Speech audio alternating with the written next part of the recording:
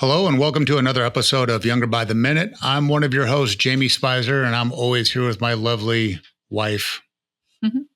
Jennifer Speiser, and I am so excited. We have two repeat guests on. We're doing a show together, and today we have Dr. David Saadat, who is a world-renowned triple board-certified plastic surgeon with over 20 years of experience in facial plastics, aesthetic, and regenerative medicine.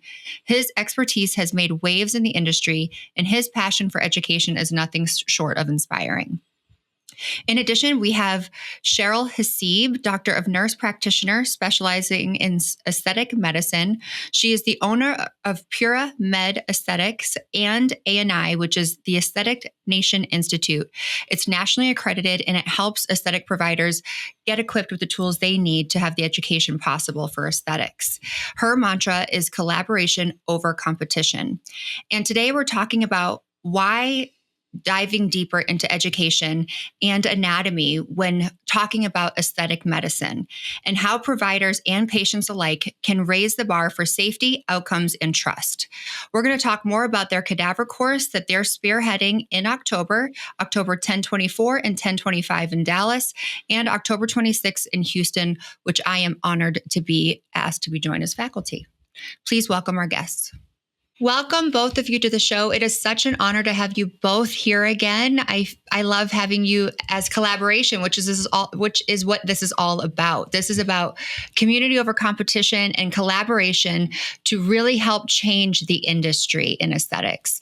And Cheryl, I'm going to kick it off to you. Let the listeners know what we're here for and why. Sure, absolutely. So we took the opportunity to collaborate with one of the biggest experts in the industry, Dr. David Saadat. This isn't our first collaboration, but where I saw a big need was just elevating that standard of education, making it more accessible. So what a better way of doing that by going on the road, right? Dr. Saadat, we're going to take this on the road. Love the concept of that. Don't you? So Aesthetic Nation Institute is collaborating with Dr. David Saadat from Beverly Hills. He is renowned and the go-to anatomist that I've worked with, such an expert in this field. And what we need is to elevate, like I said, that level of education. So we're going to come all through Texas. We're starting up in North Texas, DFW, Dallas for 2 days. Then we're bringing it down to H-Town. We're going to get all of the students together and teach them immersive Cadaver experience, additionally complication management. So this is something I'm so excited to partner with Dr. Saadat. And Jennifer, you're going to be there with us as faculty. So I'm so glad to have you there with us alongside us to help this initiative. This is an honor for me personally. And, I am so excited to be just in the room with the two of you, because both of you really know how to take education to the next level. You're both great educators. You're really good at being able to explain the anatomy. And I think that's the biggest thing that's missing. And that's where Dr. Saadat, it's just so honorable of you to take your time and to be able to help all the other providers that are getting into this industry. Because as we know, Cheryl, as you've said, there's more med spas per capita than there are Starbucks. And Absolutely. Just because somebody has the right credentialing, it doesn't mean that they have the right skill set or knowledge. So Dr. Saadat, tell us a little bit about why this is important to you as well. Well, thank you both for such kind words. You guys make me feel good. That's one of the reasons I do this, because people like yourself and the students that come, you just give me so much energy and inertia to just keep doing this and really enjoy it. I'm at a stage in my life, I guess, that I've done so many surgeries. I do a lot of injectables, which kind of brought me to this, because I saw a need in my own practice and my patients to bridge injectables and non-surgical procedures with surgical procedures. And of course, I realize and recognize that a lot of the providers now are non-surgeons. And I also recognize that a lot of understanding anatomy typically comes from the surgeons, because we are the ones always looking underneath the skin and dissecting. And there was a huge need when I started doing this. There was a huge need of understanding anatomy of the face for non-surgeons. We have a beautiful understanding of anatomy for surgeons, But how do you translate that anatomy for non-surgeons so that it really makes sense? And I had the need for myself because I knew the surgical anatomy, but every time I wanted to inject, I didn't know how to inject based on the anatomy, because with surgery it's really easy. You look underneath the skin and you look at the fat pads, the blood vessels, the muscles, all that stuff, you see it. But with the needle, as soon as the needle goes underneath the skin, and this is my saying all the time, you're kind of like a blind person, you can't see anything. So you have to imagine the anatomy as opposed to seeing the anatomy. So I think, and we did this last time with you, Jen, and Cheryl. We now know how to teach the anatomy and how to look at the patient's anatomical structures by imagining it as if you have a needle or a cannula in your hand doing it. So that just gives me so much satisfaction, because I've been working on this to kind of make this a thing that you can actually see the anatomy by feeling with the needle, which is to a point that sometimes I say my needle has a camera at the end of it. That's the difference. It has a little camera, and the camera goes through my hand, goes to my brain, and tells me, this is the muscle, this is the fat pad, this is the bone, this is the artery. And I want to see if I can somehow convey this to other people as if their needle has a camera at the end of it and they can see the anatomy. That's really, and it's so satisfying, because once you kind of have a student in your class, and you guys both know because we've done it together in the past, once you have a student in the class that actually say, oh, yes, I can see where I am based on the tip of my needle because it's like a camera, best satisfaction in the world. So I can't wait. I mean, the other concern I have now is Texas, we're taking over Texas. What's going to happen to other states? What's going to happen to other states? They're going to be missing out. We're going to have to take it national. Yeah, we need to take it. Well, hopefully people fly. Listen, nowadays it's so easy to go from one place to the other. They can fly in and come and see us in Dallas, Houston, all those places. Jen, I don't know if you know, so Dr. Saadat was here in March with us for Raise. He sold out. We did separate anatomy education courses, sold out both days. So the need was there. And we just said, how can we expand on that? How can we give the industry what they need? And taking it on a roadshow, that was our answer. Yeah. I think it's a great concept. And just like, why we've traveled to the Netherlands, for example, because there's just a different protocol and standard there. And that's what needs to happen here. And I think that you guys are paving the way for that because, as aesthetic providers, there's just so much gray area and there's not enough regulation for us to feel like we have a tried and true protocol. Dr. Saadat, when you go through fellowship and residency, you get to do cadaver courses, you get to understand what's happening. And so not only do we need, the education of the hands-on and the rheology, but the anatomical piece that you're bringing to this, looking at the different layers, being able to see, okay, if I'm on periosteum here, I'm going to be safe. Or, if I'm in layer 2 or layer 4 here, I'm going to be safe. It's just, we don't learn just by reading. We have to actually do the procedure. And I think what's great about it is you guys are all three of you, especially Dr. Saadat, is you're sharing your knowledge and you're passing that knowledge down. That's the beautiful thing about it. There's things that we all learn based on what we're exposed to. And if we have the opportunity to share that and teach other people, then the people who benefit the most is the client, because that you're sharing knowledge to practice safe practices in a better way. And I think that is one big thing that's missing in a lot of things when it comes to service in the med spa area, in the training area, nutrition area, and stuff like that. But I think combined, that's the thing. I know I have learned things that people were grateful enough to share with me. And the only reason I know that is because I was in the right place at the right time in doing that. So the fact that you guys are doing this is incredible.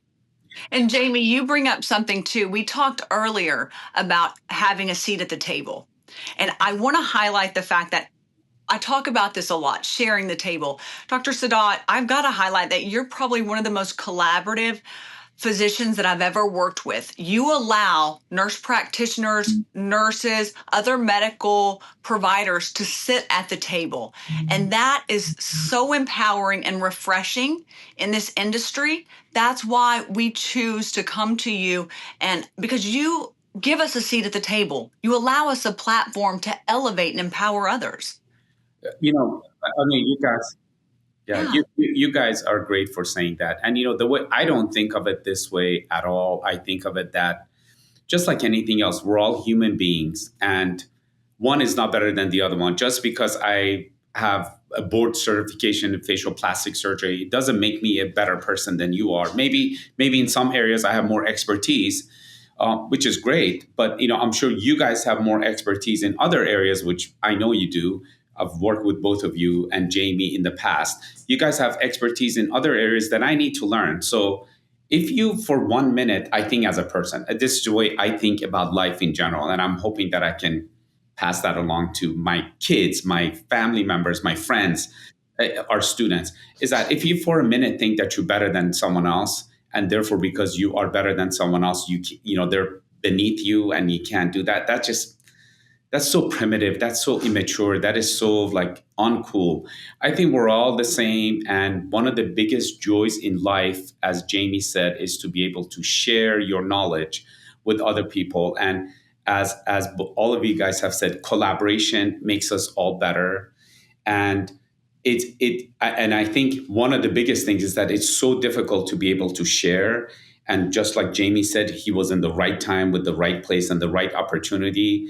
And, I was in a place where 4 or 5 years ago, I realized that, some of my surgeon colleagues, and these are surgeons that are well renowned, they do like big, huge surgeries. Everybody loves them. The results are amazing, but they weren't able to share the knowledge, especially sharing the knowledge of non-surgical with other people. And so finally, I met a couple of people that were able to actually educate, not just say that, yes, injectables are like that, but educate and share the knowledge. And I learned how do you actually, what you do, maybe you're good at it, maybe you do 100 Botox or fillers or neurotoxins a day, but can you actually teach it to someone else that they can pick up the syringe or whatever device they're doing and doing it correctly? So educating and sharing the knowledge is an art, and it's not that easy. You have to learn it. And obviously, I got lucky and I had good trainers to teach me.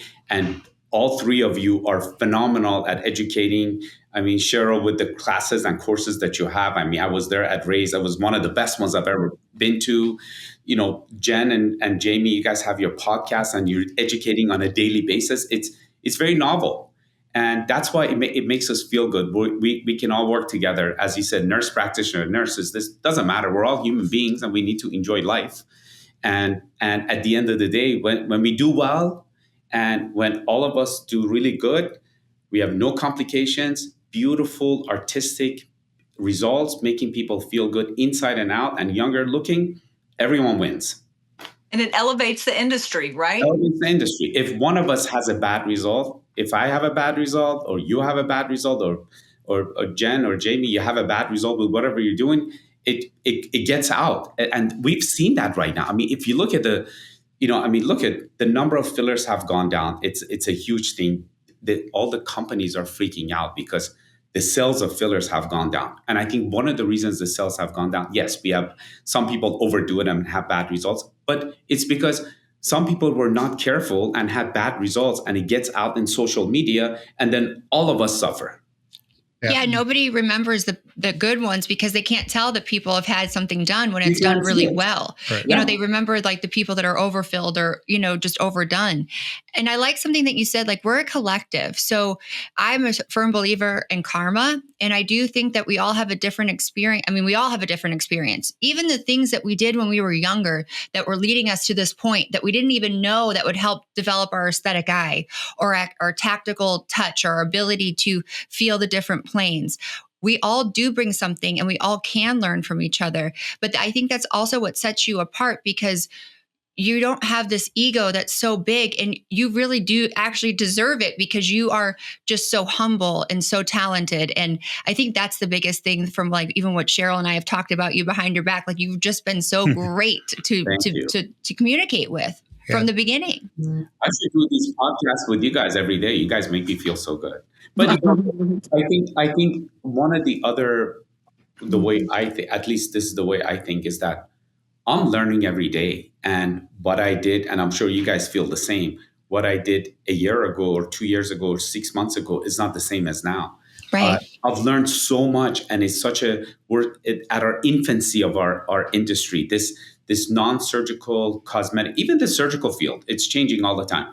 It's so at its infancy that we're all learning, and you have to be humble, because what I did a year ago, and I'm like, what the hell was I thinking a year ago, right? This is the right way of doing it. And I'm sure a year from now, I'm going to say, oh my God, what was I thinking at this time? Because this is a better way of doing it. We're evolving. I have those moments before you go into that. Cheryl was just helping me with really trying to make sure that I'm more superficial than what I thought I needed to be. And I was like, oh gosh, and I'll let you go because I know Cheryl's got to get back to her training. So I'm going to bounce off. I'm going to run into my training course, but it was so great seeing you. I can't wait to see all three of you in Texas, in October. Dr. Saadat, great seeing you. Jamie, Jennifer, thank you for having me again on here. Always a pleasure. Enjoy your training. We'll see you soon. She's already going and training people. See how I know. Right? Yeah. So what I was bringing it back around is, what I think is great about this Cadaver course and the importance, what I would say is me as someone who employs people. I own Precision with Jennifer, and people can have tenure, like they can be 5-10 years in the business, but it's what have they been exposed to? Right. How much have they invested in education? Because I'd rather have someone who maybe has 5 years, but has invested a lot of money in education, has been exposed to a lot of problem solving and stuff like that, or injecting techniques and stuff like that, than someone who's been in it for 10 years and has really no education beyond that. I just went through this with my dietitian. She was kind of comparing herself, and I said, I tell you what, why don't you go back to the people you graduated with and start talking to them about gut health and hormone balance and stuff like that. She goes, they won't know about it. I said, exactly, because you've been exposed to things they have not. So that's why I think this importance of education. This is why I know when Jen comes to me about wanting to do training, like she went to Amsterdam and stuff like that, or do your courses, I don't even hesitate. Like, it's a non-negotiable for me. I will spend the money because I'm investing in not only her future, but I'm investing in the future of the company and to ensure the best patient outcome. Is the biggest thing.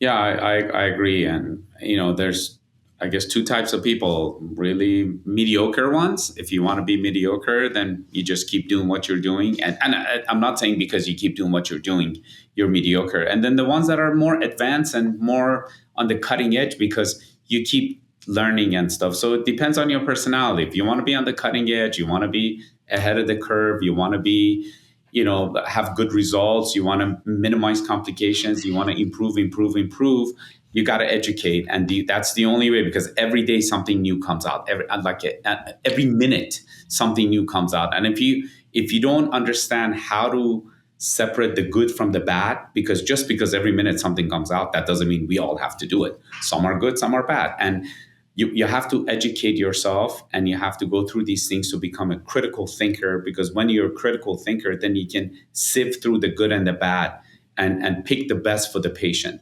And that's a skill that only comes with going to these collaborative trainings. Good.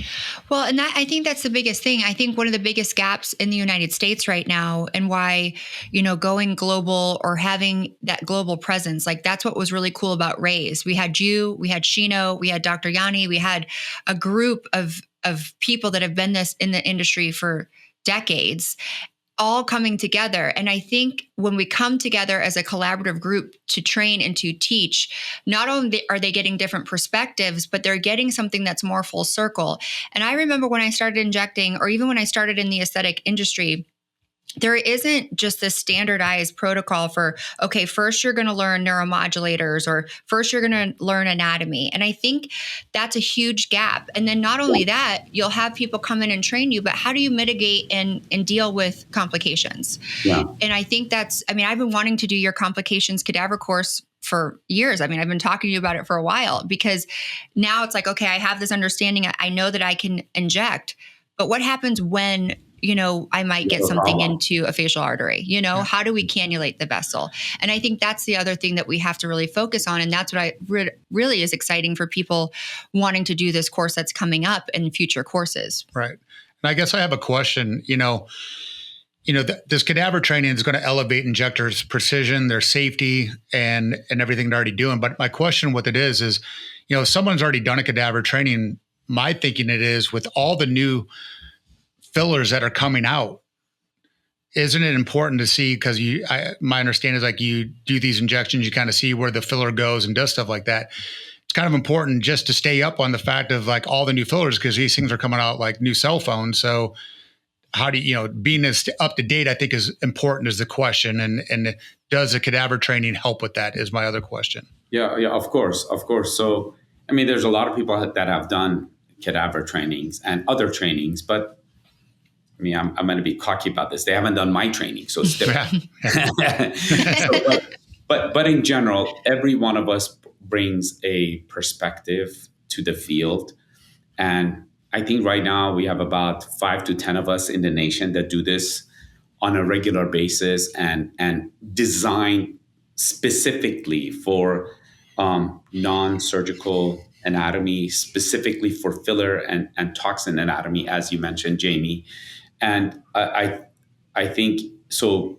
Each one of us bring a different perspective, and sometimes like maybe Jen identifies with my way of thinking, and someone else identifies with someone else's, and you gotta that aha moment needs to click in here, so then you can actually apply it to your patient care the next day.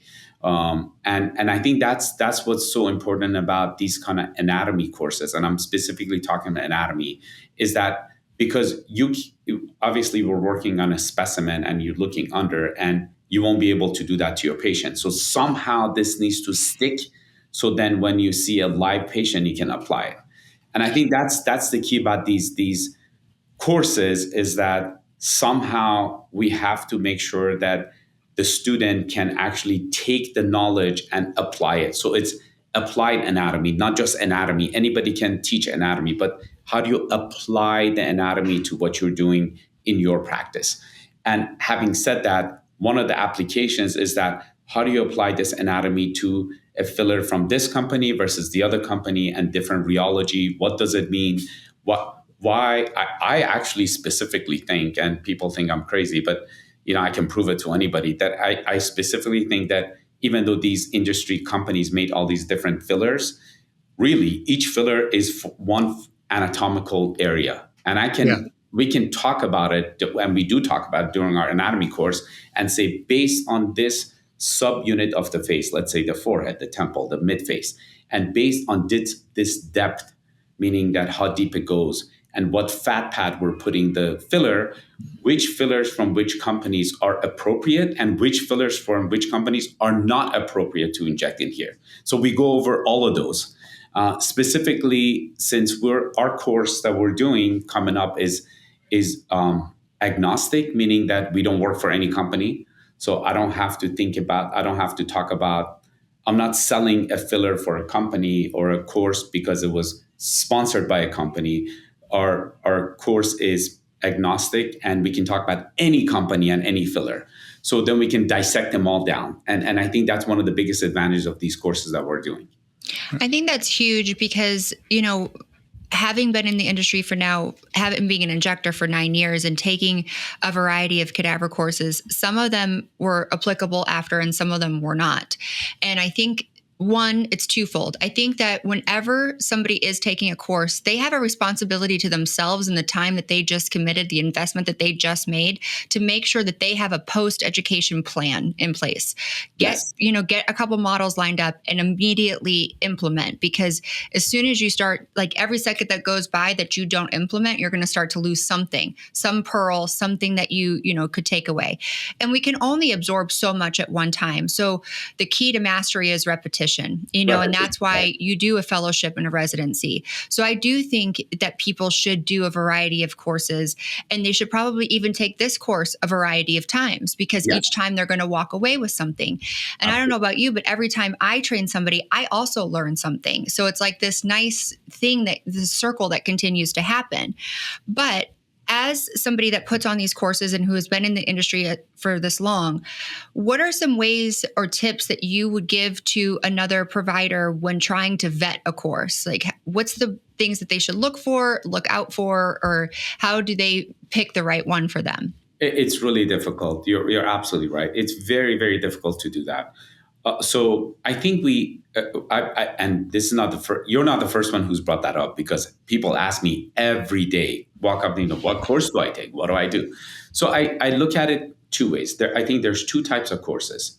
The type that is, I don't want to say this term, but I have to, free, meaning that some company sponsored it.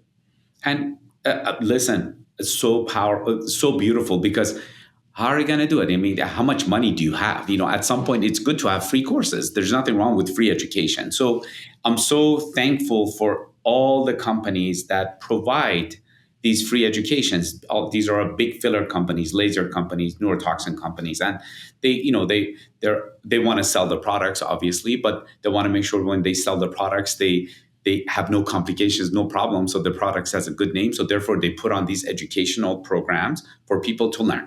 And I think if you have that opportunity, you should take every single one of those, because it's free. And you learn something. You learn something skewed and obviously not. It's a little biased because it was put by that company. But as long as you realize that I'm taking this course, it's a little biased based on this company's things, but I'm learning something. So that's one course. The second course are the ones that are unbiased courses. So you have to make sure that when you're taking an unbiased course, it's really unbiased, meaning that kind of like our course here, we're going to talk about all companies and all kinds of fillers because we want to stay unbiased.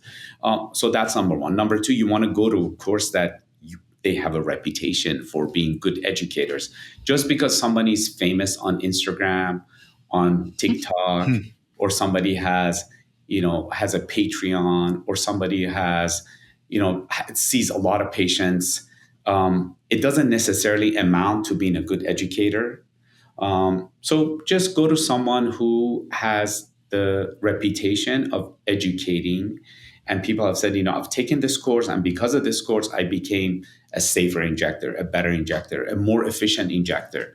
I'm doing more procedures because I took this course. So reputation really matters.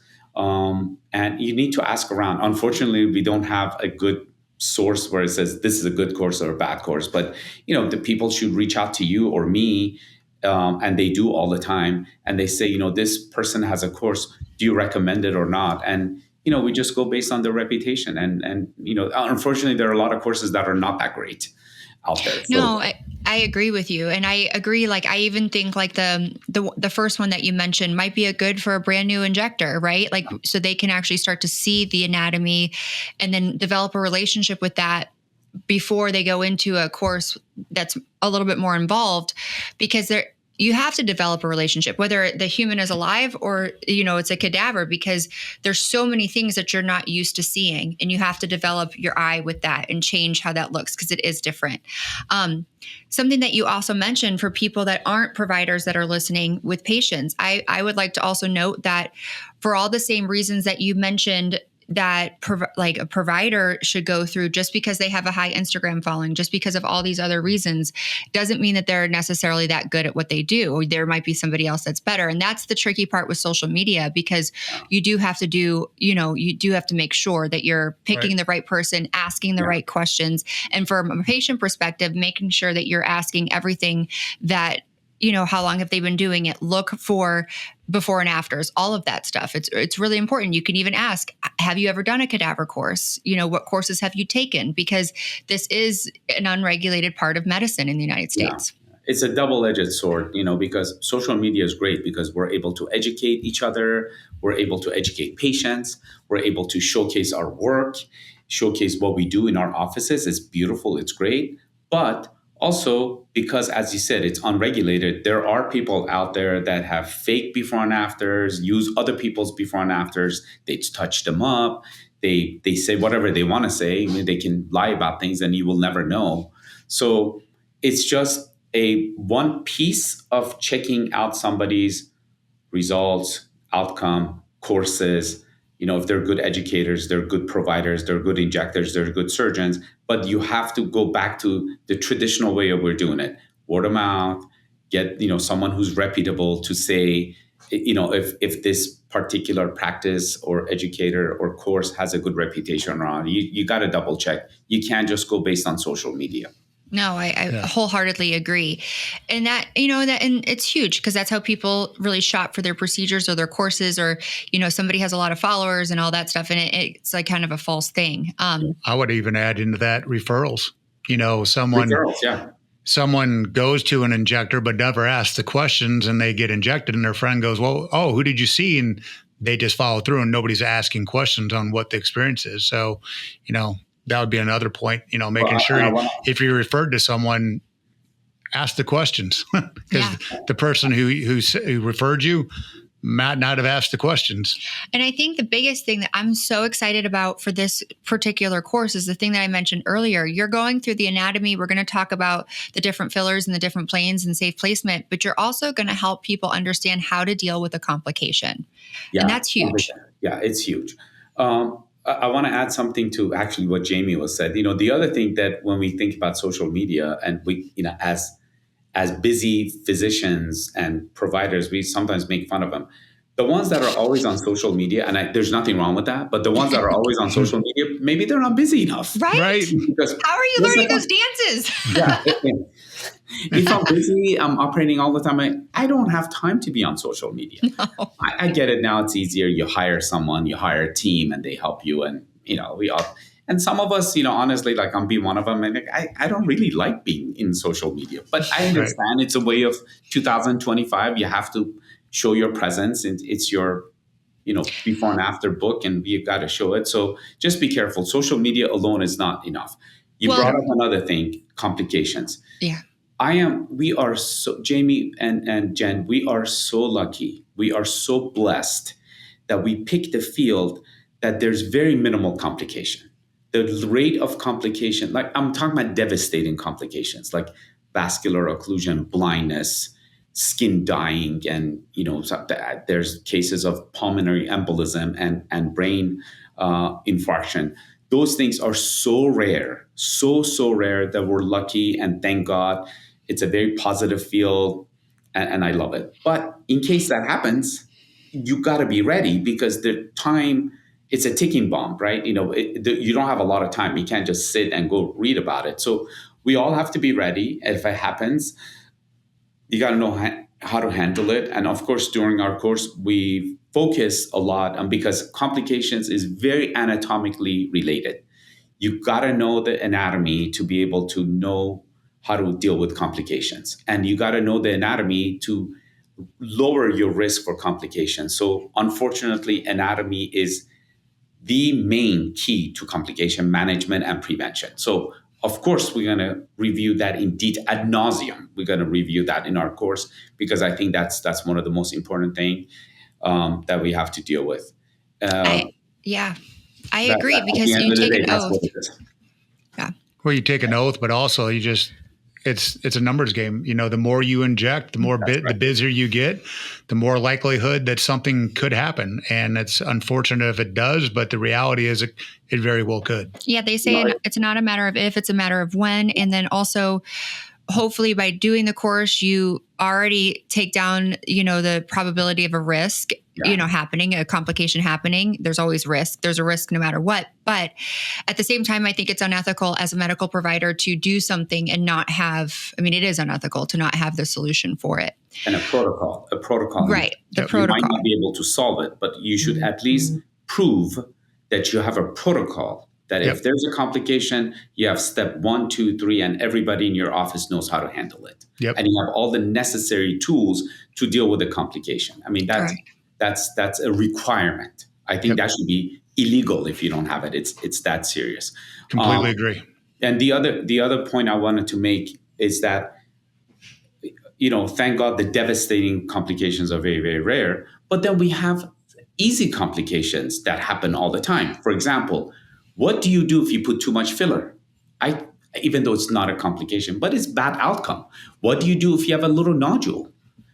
How do you handle it? How do you dissolve a filler that doesn't look good? Or if you have a neurotoxin that you've done and the muscle doesn't look good because one is more paralyzed than the other one, or the animation and the expression of the patient is off, how do you deal with it? That happens with, for example, eyelid ptosis.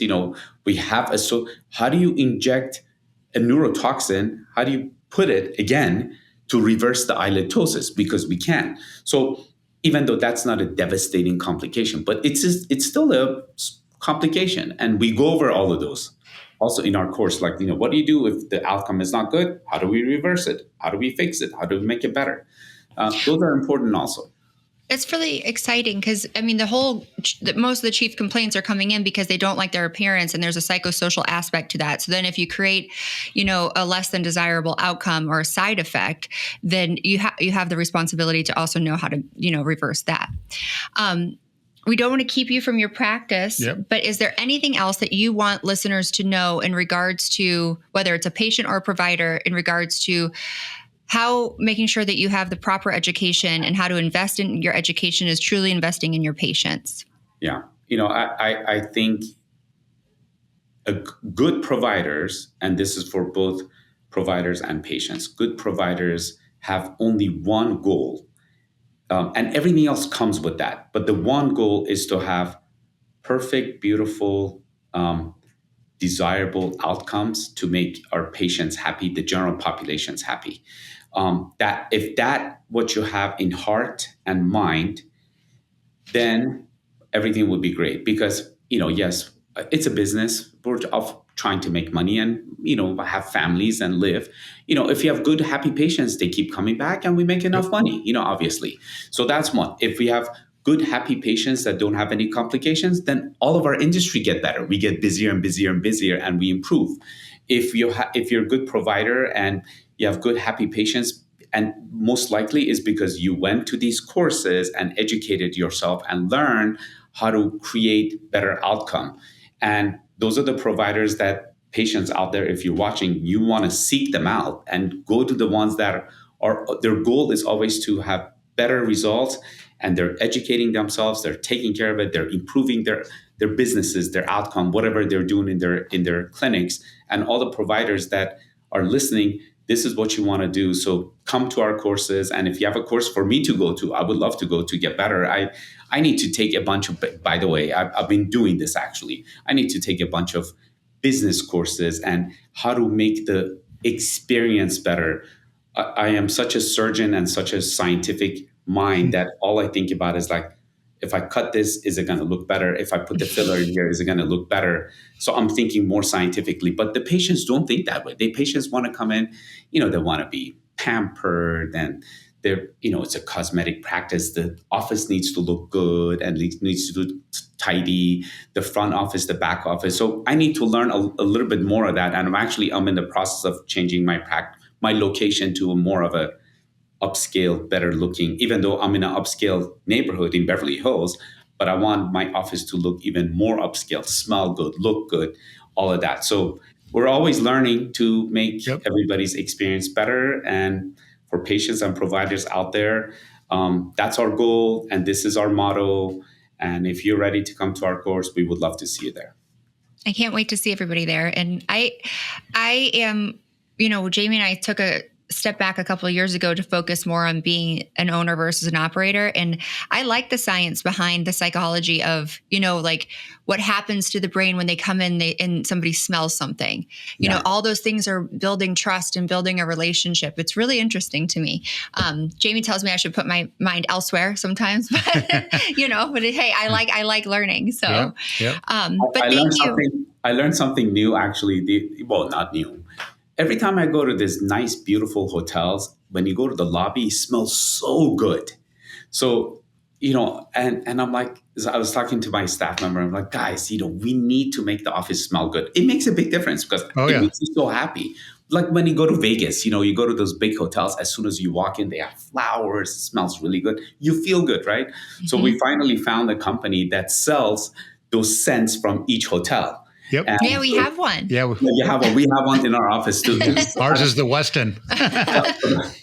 Ours is, I think, Hotel One, which is one of the best smells I have ever smelled. So I come to the office, and as soon as I walk in, I'm like, oh my God, I'm so glad I'm here.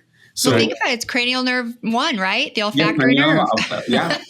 Olfactory nerve. You're right. Right. A bit smell, what you see, what you feel, what you smell, the temperature needs to be perfect, how you get greeted by people, how you dress. We're in cosmetic practice, right? You got to dress well, you got to look good. And Jamie's an expert in this. You have to have the right nutrition and the right workout. And, I need to come to you actually to learn a little bit more about that kind of stuff. But, the nutrition, what you eat, the gut health and the brain, and all of those things need to be good to feel good. Because at the end of the year, we have a finite amount of time in this world, and you want to be the best until our time is come and we go. But, you got to look good and feel good. Yep. Yeah. Totally agree. And anytime I'd be honored to help you out. But anybody who's looking to do a cadaver course, I can tell you, for someone, I'm not even an injector, but I've sat in on these with Jen. The energy that you guys bring to the stage keeps everybody engaged. It's not that monotone, and you're like nodding out about halfway through. Yeah. So, just from you talked about how you resonate. I think people will the way you communicate to someone resonates with a lot of people. And I think they'd really be privileged to show up and learn what you have to share with everybody. So if anybody's interested in it, I would highly recommend you go to it. Yes. Thank you, Jamie. Thank you so much for your time. We know that you have a busy practice to get back to. I'm looking forward to seeing you. We'll both see you in about 6 weeks or so. And we'll put the links to everything for listeners to, figure out how to get it enrolled. All right.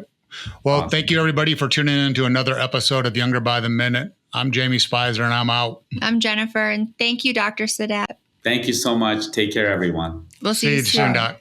See you. Bye.